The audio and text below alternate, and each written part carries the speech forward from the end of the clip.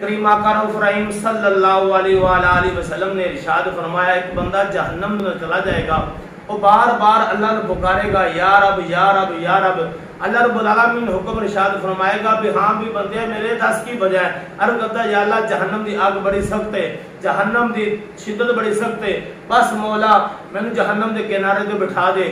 اللہ تعالیٰ انہوں جہنم دے کنارے تے بٹھا دے گا اور اللہ فرمائے گا کیا اس تو اگے تک کوئی سوال نہیں کرتا؟ وہ بندہ عرض کرے گا مولا میں اس تو اگے سوال نہیں کرتا۔ تھوڑی دیر ہوئے گی وہ پھر آکھے گا یا رب یا رب۔ اللہ فرمائے گا ہن کی وجہ ہے، عرض کرتا یا اللہ بس نہ میرا چہرہ جنت کی طرف کر دے۔ اللہ تعالیٰ فرمائے گا اس تو اگے تو سوال نہیں کرتا، عرض کرتا یا اللہ میں بس اس تو اگے سوال نہیں کرتا، بس میرا چہرہ جنت کی طرف کر دے۔ اللہ تعالیٰ اپنا چہرہ جنت کی طرف کر دے گا۔ تھوڑی دیر بعد پھر آکھے گا یا رب یا اللہ۔ اللہ فرمائے گا ہن کی وجہ ہے، عرض کرتا یا اللہ میری پشت جہنم کی طرف ہے، بڑی جہنم کی شدت ہے، مولا بس نہ او درخت کے نیچے بٹھا دے۔ اللہ فرمائے گا کیا اس تو اگے تو سوال نہیں کرتا؟ عرض کرتا مولا بس اس تو اگے سوال نہیں کرتا۔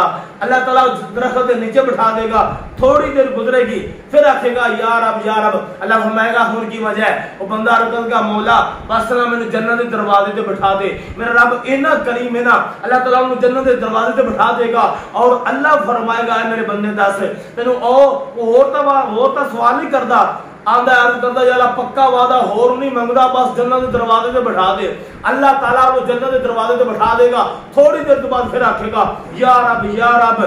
اللہ فرمائے گا تو کہندا سی پکا وعدہ اس تو اگے اور سوال نہیں کرتا، آندا بس مولا آ جنت کے دروازے تو اگے کر دے، اندر جنت کر دے، اس تو اگے پکا وعدہ میں سوال نہیں کرتا۔ میرا آقا فرماندے نے اللہ انہوں جنت دے اندر کر دے گا، جنت دے اندر داخل کر دے گا، وہ جنت دے محل دیکھے گا، جنت دے حسین منظر دیکھے گا، پھر پکارے گا یا رب۔ اللہ فرمائے گا تو کہندا سی پکا وعدہ، آندا جا بس ہن آخری دفعہ آ ایک مالا تا فرما دے۔ میرے کریم آقا فرماندے نے میرا رب اینا کریم ہے، اللہ اس بندے نو جنت بھی عطا فرما دے گا، جنتی مال بھی عطا فرما دے گا۔